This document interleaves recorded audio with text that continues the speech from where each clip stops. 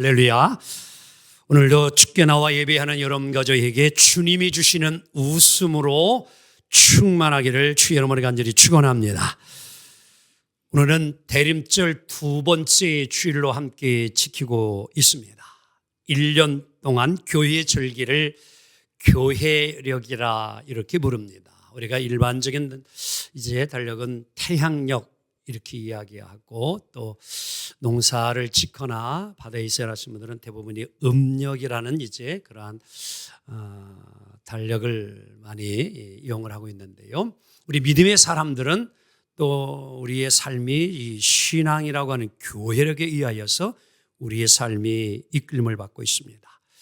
교회력은요, 대림절부터 시작이 되어지는 것입니다. 그래서 교회 역사 속에서 대림절은 새로운 한 해의 시작이라 이렇게 이야기를 할 수 있는 것입니다. 지금 보고 있는 것이 교회력의 틀인데요. 예수님을 기다리는 절기 대림절이라 이렇게 이야기합니다. 그래서 이 대림절이 끝나면 이제 예수님이 이 땅에 오신 성탄절이 있게 되어지지요.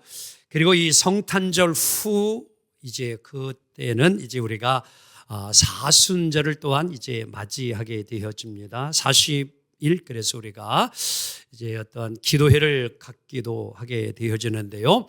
이 사순절 기간 그리고 마지막 고난 주간이 지나고 나면 바로 부활하신 예수님을 축하하며 경배하는 이제 부활절 절기가 오게 되어지지요. 그리고 이제 부활절 이후에 52일이 지난 후에 성령을 주시겠다고 예수님이 약속하고 성령 강림하셔서 이제 성령 강림절을 우리가 이제 지키고, 성령 강림절 후 24주까지 마지막 주 지키고 이제 새롭게 다시 대림절이 시작되어지는 이러한 교회력을 우리가 이제 지키고 있습니다. 절기별로는요, 이제 이 교회력은 네 색깔로 이렇게 구분하게 되어지는데요. 특별히 대림절기에는 보라색으로 이제 이 절기를 지키고 있는 것입니다. 그래서 현수막이나 또 이제 여러분들 모든 강단보나 그리고 이 목사의 스톨, 이 모든 것이 이 절기 대림절기에는 보라색 이 컬러로 이제 모든 것을 사용하고 있습니다. 그러면서 또한 여러분들 보게 되어지면 이 대림절기에는 지금 강대상 아래에도 보게 되어지면 촛불이 뭐예요? 밝혀지고 있습니다.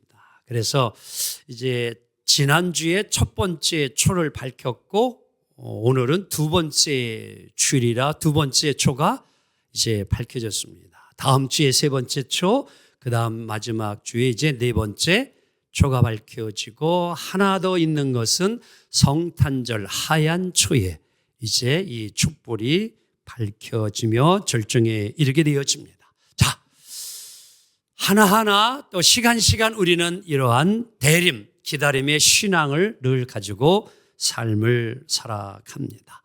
즉 예수님의 이 땅에 오심을 기다리며 한 해의 마지막인 12월을 지금 우리는 보내고 또 다가오는 새해를 기다리며 삽니다.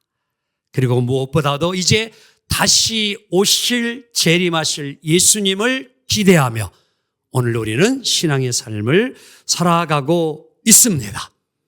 기다림이란 지난주에도 말씀을 드렸듯이 다른 말로 표현하면 소망입니다. 그래서 기다린다는 것은 소망이 있다라고 하는 겁니다. 사람은 소망이 있어야 기다릴 수 있습니다. 꿈이 있는 자, 소망이 있는 자는요, 힘들고 어려워도 기다리고 인내하고 견뎌낼 수 있어요. 그래서 기다림이라고 하는 것은 아주 소망이라는 귀한 뜻을 함께 품고 있다는 사실이지요. 그래서 소망이 없는 자는, 여러분, 미래가 없는 자는 인생이 허무하고 기쁜 생활을 할 수가 없습니다. 하지만 여러분들, 우리가 기다린다고 해서 늘 뭔가 이루어지지 아니하고 완성되지 아니하고 항상 기다리기만 한다고 하면은 인생은 속이 타고 애탈 뿐입니다. 기다리면서도 뭔가 이루어지고 성취되어야 삶에도 기쁨이 있고 즐거움이 있는 줄 믿습니다. 기다림과 성취, 이것은 하나님이 우리에게 주시는 선물이라 볼 수 있는 것입니다. 오늘 함께 읽은 이사야 11장은 이제 앞으로 오실 메시아 예수 그리스도에 대하여 예언해 준 이야기입니다. 이 말씀에는 숨겨진 계시의 말씀이 이제 드러나고 있는데요. 1절을 함께 읽습니다. 시작. 이새의 줄기에서 한 싹이 나며 그 뿌리에서 한 가지가 나서 결실할 것이요. 아멘. 이 이야기는 장차 메시아 예수 그리스도가 오실 것을 예언해 주고 있는 말씀인데, 한 싹이, 한 뿌리가 한 나무에서 오는데 어디에서? 이새의 줄기에서. 다 같이 이새의 줄기에서. 그러면은 새 중에 이새? 쪽새, 박새, 제비? 아니에요. 이새는 누구냐, 무엇이냐면은 다윗의 아버지의 이름이 이새예요. 즉, 이 이야기는 여러분 이새의 가문을 통하여서, 다윗을 통하여서 이 땅의 유대 지파에서 메시아 예수 그리스도가 날 것이다. 아멘. 다윗은 왕이었지만 다윗의 아버지 이새는요, 평범한 농부였습니다. 목자였습니다. 그런데 오늘 우리 하나님은 이러한 평범한 농부의 가정에서 메시아가 올 것이다 라고 하는 놀라운 약속과 예언을 하고 있다는 사실이죠. 어찌 보면 별 볼 일 없는 것 같고, 그리고 아무것도 아닌 것 같고, 세상의 눈으로 볼 때에는 별 가치가 없는 가문. 그런데 오늘 하나님께서는 이러한 이새의 가문을 통하여서 하나님의 역사, 믿음의 역사, 생명의 역사, 메시아의 역사를 시작하시겠다고 선언하고 있음을 보게 되어집니다. 실제로 우리 예수님이 이 땅에 오심은 보잘것, 연약것, 없는 것부터 시작되었음을 우리는 잘 알고 있습니다. 2000년 전 유대 땅 베들레헴에 예수님이 오실 때에, 여러분 예수님이 태어나실 때에 예수님은요, 좋은 산부인과조차도 없었어요. 아니, 이제 해산을 해야 되는데 급하여서 요관을 찾아 그만 그래도 자그마한 방이라도 얻고자 했으나 그 빈 방조차도 없었습니다. 결국에 예수님은 초라한 마국간에 태어나시고 말았습니다. 게다가 예수님은요, 그의 아버지는 목수였습니다. 강남에 좋은 그러한 이제 직업을 가진 그런 자가 아니었습니다. 대통령의 그러한 자가 아니었습니다. 교수, 장관, 이런 가문 학벌이 아니었습니다. 그냥 목수의 요셉의 아들로 예수님이 태어났습니다.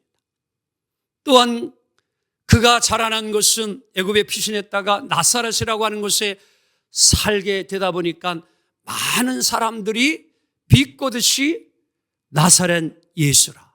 이 말은 여러분 정말 좋은 지역에서 강남 학군과 같은 곳에 태어나서 자라고 여러분 훌륭하게 되었다라고 불러주는 게 아닙니다. 아이고 좋은 것과 같은 그런 나사렛 예수, 하찮고 보잘것없는 예수, 그러한 부름이라 하는 것입니다. 여러분, 이처럼 우리 예수님이 이 땅에 오심은 너무 그 자체가 소박했습니다. 어찌 보면 천박할 정도로 낮은 그러한 그의 오심이었습니다.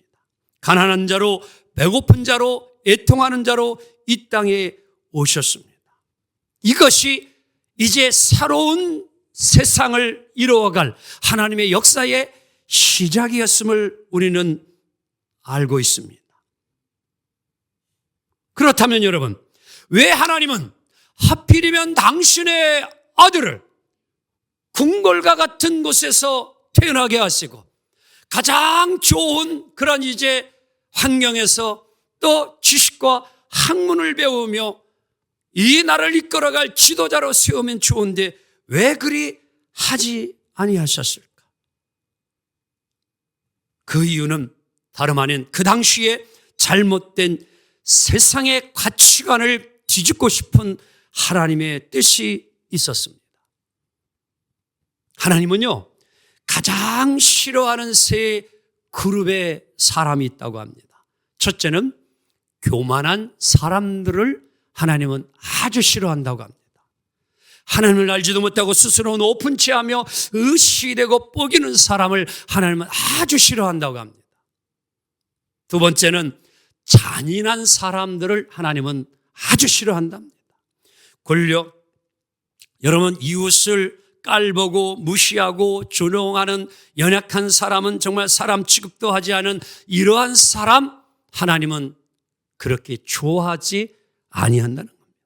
그리고 또 좋아하지 않는 사람은 탐욕이 많은 사람, 명예 앞에 그리고 권력과 재물 앞에 정말 사람들의 인격을 무시하는 오직 물질을 탐하는 이러한 사람을 하나님은 별로 좋아하지 않는다고 하는 것입니다. 사랑하는 성도 여러분, 하나님이 이러한 자들을 오히려 그냥 두지 아니하시고 또 심판하시는 하나님이심을 우리는 알 수 있습니다. 어디에서요? 세상에 잘못된 가치관을 가진 자 하나님은요 그들을 비웃으신다고 성경은 이야기를 하고 있습니다. 권력자였던 헤롯, 예수님이 탄생했다는 소식을 듣자 그는 기뻐하지 아니하고 분노하고 그를 다 두 살 아래 아이들은 죽이고자 했던 헤롯이 되고 맙니다. 당시에 종교의 권위를 가졌던 사두개인들, 바리새인들, 율법학자들 메시아의 탄생에 관심을 두지 않고 있다가는 예수님의 인기가 또 군중의 무리들이 그를 따르자 그냥 두었다가는 우리의 권력도 명예까지도 다 빼앗길 것 같다 음모를 해요. 그리고 성동 모독죄를 이제 적용하여 마침내 그를 예수 그리스도를 십자가에 죽게 만드는 이러한 일들을 그들은 행하고 말았습니다. 예수님이 오실 때에는 거들떠보지도 않았습니다. 들으려도 하지 않았습니다. 자신들 가진 것만 뽐내며 의시됐던 그들을 향하여 일찍이 하나님은 이사야 선지자를 통하여 29장 13절 14절에 이렇게 그들을 이야기하고 있습니다. 시작. 주께서 이르시되 이 백성이 입으로는 나를 가까이하며 입술로는 나를 뭐하나? 공경하나. 그들의 마음은 내게서 멀리 보여요. 떠났나니. 그들이 나를 경외함은 사람의 계명으로 가르침을 받았을 뿐이라. 그 다음 절요. 시작. 그러므로 내가 이 백성 중에 기이한 일, 곧 기이하고 가장 기이한 일을 다시 행하리니 그들 중에서 지혜자의 지혜가 없어지고 명철자의 총명이 뭐해지리라? 가려지리라. 이 이야기는 뭐냐면 당시에 잘났다고 하는 모든 사람들, 스스로 지혜롭다고 스스로 총명하다고 의식되고 뻐기는 모든 자들을 하나님이 무력하게 만들어버리겠다고 하는 엄연하신 하나님의 말씀입니다. 하나님은요 이렇게 교만한 자, 거만한 자, 남을 무시한 자 이러한 자들을 하나님은 그냥 두지 아니하시고요 하나님께서는 반드시 심판하시며 그들을 비웃으시는 분이 하나님이십니다. 그래서 시편 2편에 이렇게 성경은 말합니다. 시작. 어찌하여 이방 나라들이 분노하며 민족들이 헛된 일을 꾸미는가? 여러분, 헛된 일을 꾸미는 지도자들 그리고 나라들 하나님은 다 보고 계시고 그들을 그냥 두지 아니하시고 비웃으시며 마침내 그러한 자들은 하나님이 멸망시키겠다고 하는 이야기입니다. 시편 2편 4절 다시 한번 시작. 하늘에 계신 이가 웃으시며 주께서 그들을 함께 따라해 볼래요? 비웃으시는 하나님. 우리 한번 비웃는 비웃음을 다 같이 시작. 여러분들은 너무 거룩해서 비웃음은 한 번도 안 하고 사신 것처럼 표정을 짓고 다들 계시네. 이번엔 다시금 하도 누군가가 정말 좀 제대로 되지도 않고 실력도 없고 능력도 하면서 잘난 체하는 꼴을 봤어. 다 같이 시작.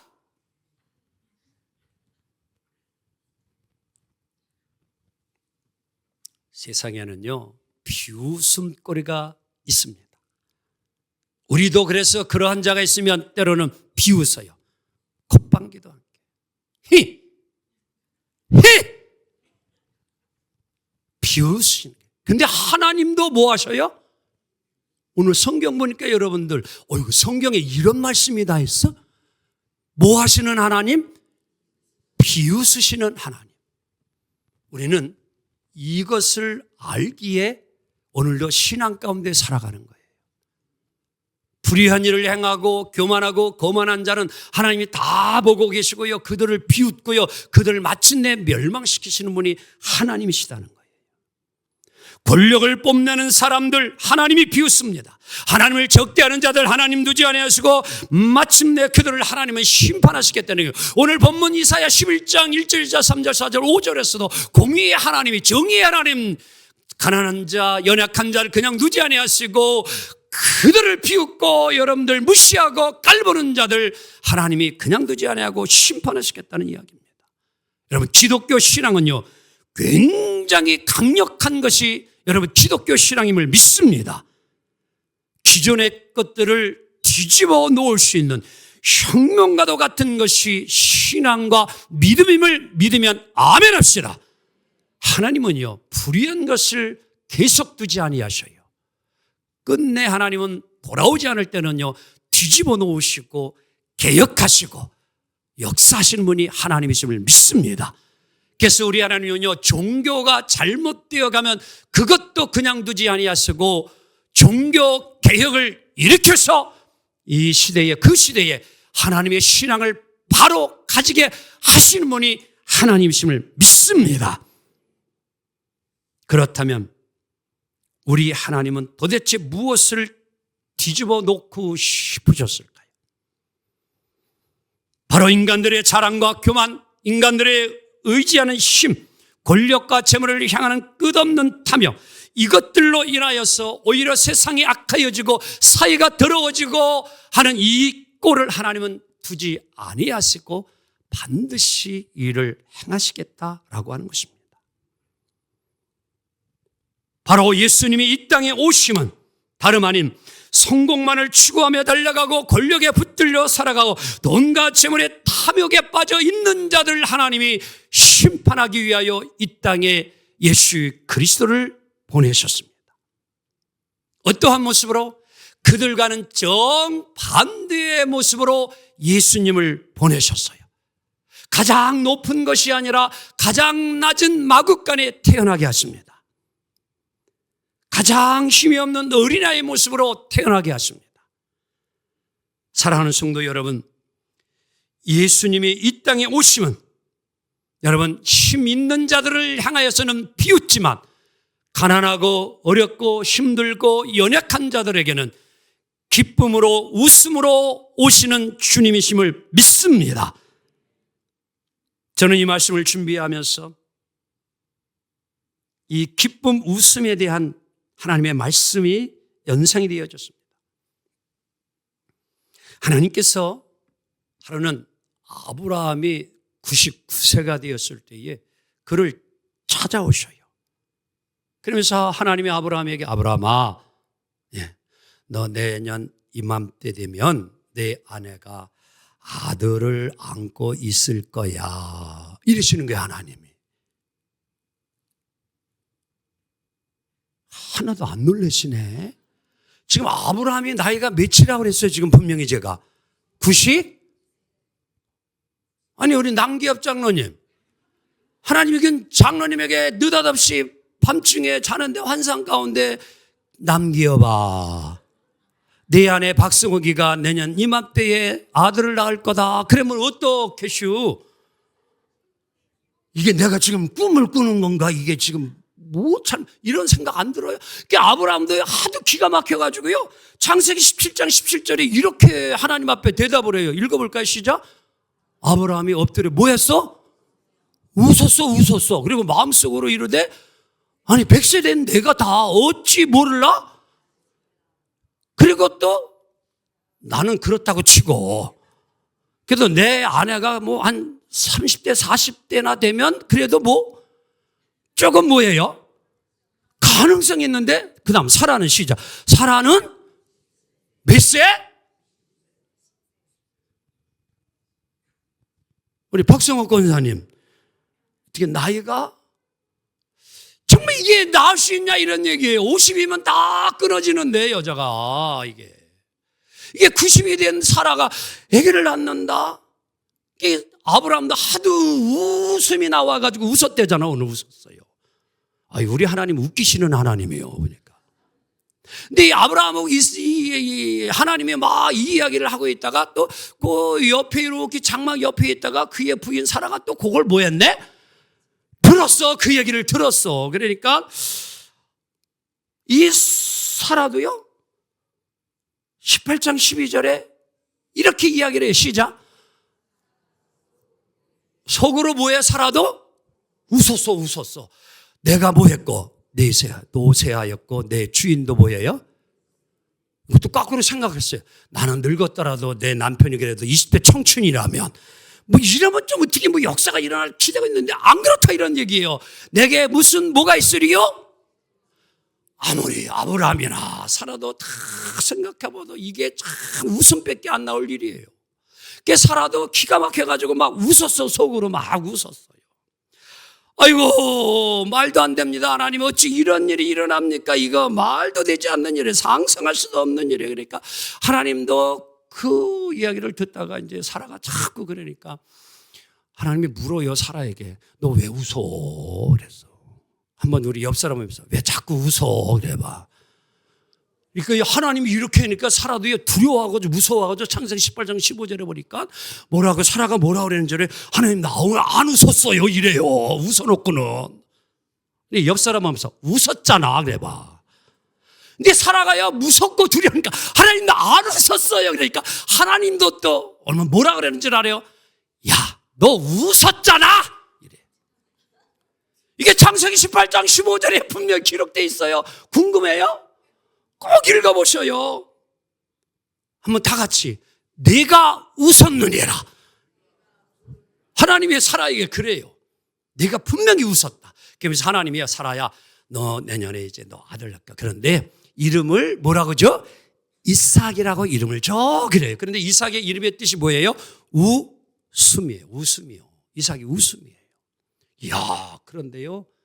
정말 하나님은 능력의 하나님이에요. 전지전능 하나님이요. 1년 후에 이 아브라함의 가정에 아들이 뭐예요? 이삭이 태어나요.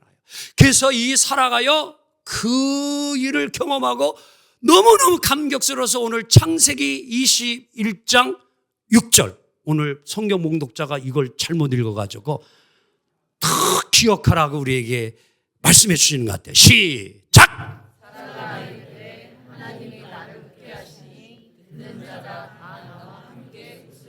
아멘. 하나님이 나를 뭐하게 하셨대요? 웃게 하셨대. 그 옆 사람에서 함께 웃읍시다. 어떻게 여러분들 올 한 해 살면서 하나님이 좀 나를 웃으시게 하신 것 있어 없어요? 생각을 안 해보셨죠?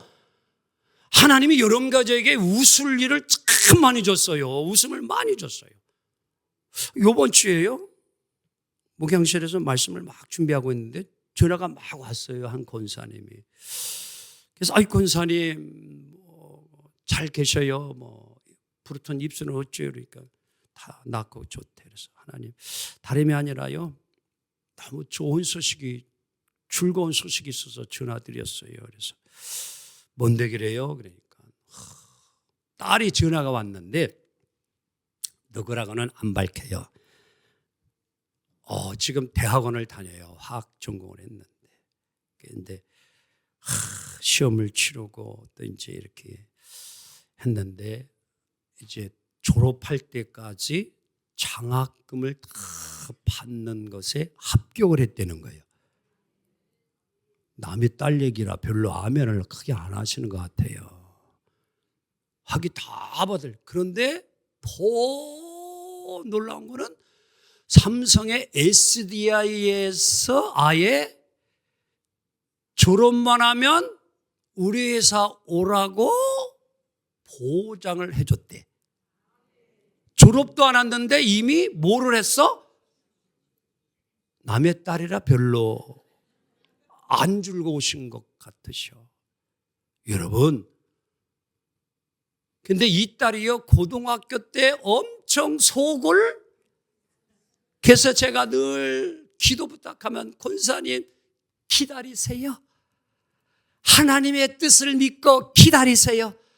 하나님이 길을 열어주실 거예요. 잘되게 해줄 거예요. 믿음으로 사세요. 그러니까 그 얘기라는 거 목사님이 정말 그 기다리고 기도하라는 그것대로 정말 했더니 하나님이 이렇게 역사해 주셨어요. 어머니 돌아가시고 너무 슬프고 힘들었는데 하나님이 저를 웃으시게, 우리 다 같이 하하하 시작. 여러분 함께 좀 웃고 사세요. 하나님이 내 가정에 나를 웃으시게 해주셨어요. 그래서 오늘 이 사랑은요 나만 웃는 게 아니라 함께 웃으며 삽시다. 이 소식을 듣는 모든 사람들아, 너희들도 나와 함께 웃으며 삽시다. 여러분, 우리 하나님은요 예수님을 이 땅에 우리에게 보내셔 우리에게 웃음을 주심을 믿습니다. 죄로 인하여 죽을 수밖에 없는 여러분 가족을 예수님을 이 땅에 보내주셔서 예수 믿는 자마다 구원받고 영생 얻고 여러분 즐거움을 누리며 살 수 있도록 예수님을 이 땅에 보내주심을 믿습니다. 예수님이 이 땅에 오셔서 가난한 자들, 병든 자들, 아픈 자들, 연약한 자들, 실망한 자들을 찾아가 주셔서 그들을 위로해 주셔요. 병든 자 고쳐주십니다. 죽은 자도 살려내셔서 그 가정에 기쁨과 희망을 주시는 예수님.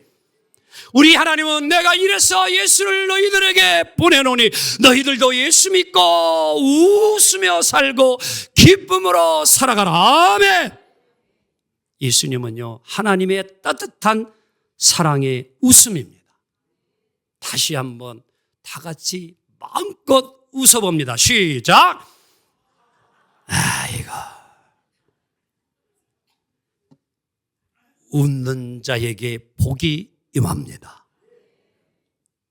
말씀을 정리합니다. 하나님의 예수님을 이 땅에 보내주심은 우리를 웃게 하기 위하여, 기쁨의 웃음을 주게 하여 보내신 것입니다.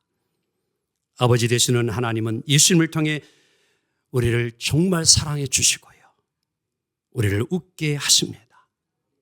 삶 속에서 하나님의 따뜻한 기쁨의 소리를 들을 수 있는 복된 삶이 되기를 원합니다.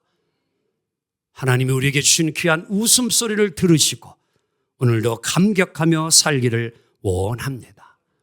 남은 시간 정말 이 땅의 낮은 곳에 오셔서 우리에게 기쁨과 즐거움과 영생과 행복을 주신 예수님을 늘 모시고 기쁨과 웃음이 넘치는 미래 모두 되기를 주 이름으로 축원합니다.